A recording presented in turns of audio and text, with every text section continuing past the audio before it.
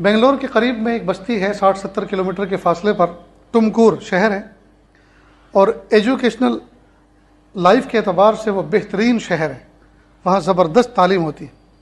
وہاں کے رہنے والے مولانا خالد بیگ صاحب ہمارے محبت والے ساتھیوں میں سے ہیں، ندوۃ العلماء لکھنؤ سے فارغ ہیں۔ حضرت مولانا علی میاں ندوی رحمۃ اللہ علیہ نے اپنی حیات میں ان کو کہا کہ مولوی خالد آپ اسلامک اسکول بناؤ۔ کہ حضرت اسکول میں پڑھا ضرور ہوں، لیکن اسلامک اسکول سے مراد کیا ہے؟ کہ دیکھو دو طرح کے اسکول ہوتے ہیں، ایک مسلم اسکول اور ایک اسلامک اسکول۔ مسلم اسکول وہ ہے جس میں پڑھنے اور پڑھانے والے مسلمان ہوں، اور اسلامک اسکول وہ ہے جس میں پڑھنے اور پڑھانے والے اسلامی مزاج کے ہو۔ دونوں میں فرق ہے۔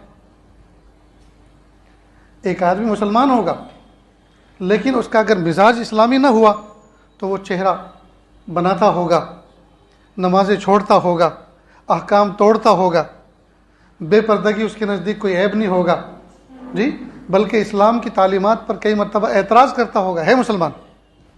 تو مسلم اسکول الگ ہوتا ہے اور اسلامک اسکول الگ ہوتا ہے۔ تو حضرت جب آپ نے یہ فرمایا ہے تو مجھے آپ 2 سال کا ٹائم دیں، میں ذرا اس کو مزید سمجھ لوں، اس پہ اسٹڈی کر لوں۔ بہت اچھا۔ 2 سال میں انہوں نے 3 سلیبس پڑھے، امریکہ کا، یورپ کا، انگلینڈ کا، اور تیسرا مصر کا۔ مصر اس اعتبار سے کہ یہ مسلم ملک ہے، یورپ اس اعتبار سے کہ وہ عیسائی ملک ہے، اور امریکہ اس اعتبار سے کہ یہودیوں کا اثر ہے۔ تینوں سلیبس کو سامنے رکھ کے انہوں نے اسٹڈی کی۔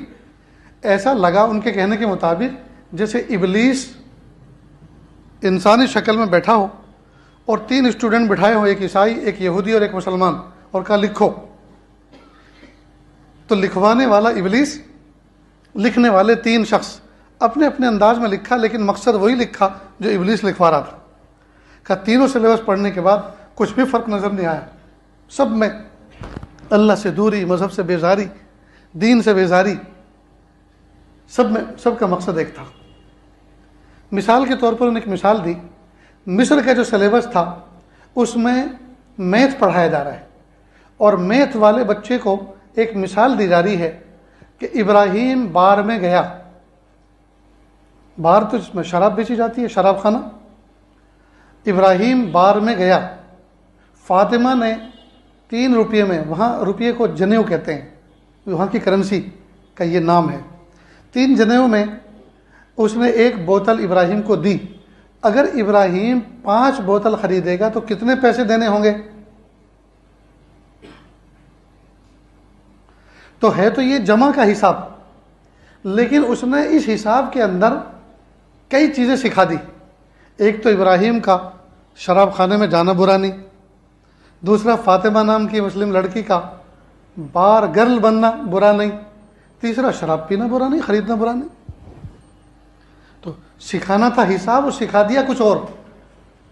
ٹھیک یہی نظام اس وقت ہمارے ماحول میں چل رہا ہے۔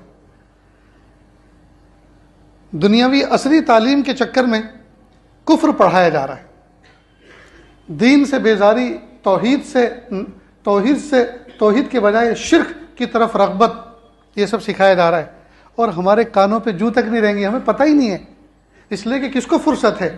باپ صبح سے لے کر پیسہ پیسہ پیسہ، پیسہ ہو چاہے جیسا ہو، شام کو جاتا ہے دسترخوان پہ بیٹھتا تو اتنی فرصت نہیں ہے بچوں سے ہیلو ہائی کرے، پوچھے بیٹا نماز پڑھی، اسکول گئے تھے، مدرسے گئے تھے، ہوم ورک کیا، میں کھانے کے بعد دیکھوں گا، تمہاری کاپی چیک کروں گا۔ تو فرصت نہیں ہے، وہ ادھر فون لگا رہا ہے، ادھر لگا رہا ہے، کھا رہا ہے، اسے یہ پتہ نہیں میں کیا کھا رہا ہوں، اس کا ذائقہ کیا ہے، بیوی پریشان۔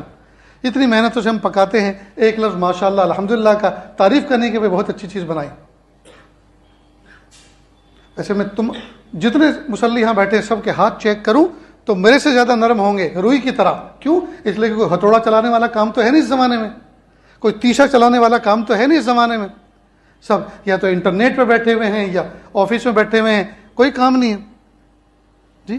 اندر اندر بیکاری ہے، باہر باہر کام بہت ہے، سب کے سب بزی، ہاتھ میں کام کچھ نہیں، بزی سب ہے، دل دماغ سب کے بزی، پیسہ ہو چاہے جیسا ہو، صبح سے لے کے شام تک، شام سے لے کے صبح تک۔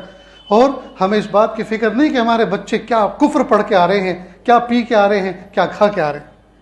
میرے بھائیو، اللہ کے لیے وقت نکالو، اپنے بچوں کو لے کر بیٹھو، وہ سلیبس میں آج کیا پڑھ کر آئے ہیں جی، ایسے ایسے سوالات ان سے کیے جا رہے ہیں، بتاؤ تمہارے ماحول میں ارد گرد کون کون سے درخت وہ ہیں جن کی پوجا کی جاتی ہے، اور تم کون سے درخت کی پوجا کرتے ہو، بتائیے۔ مومن بچہ کیا جواب دے گا؟ اور اس سوال نامے میں جو سوال کیا گیا، اس پر 25 مارک اس کو ملنے والے۔ ہم نے کوئی تیاری کی؟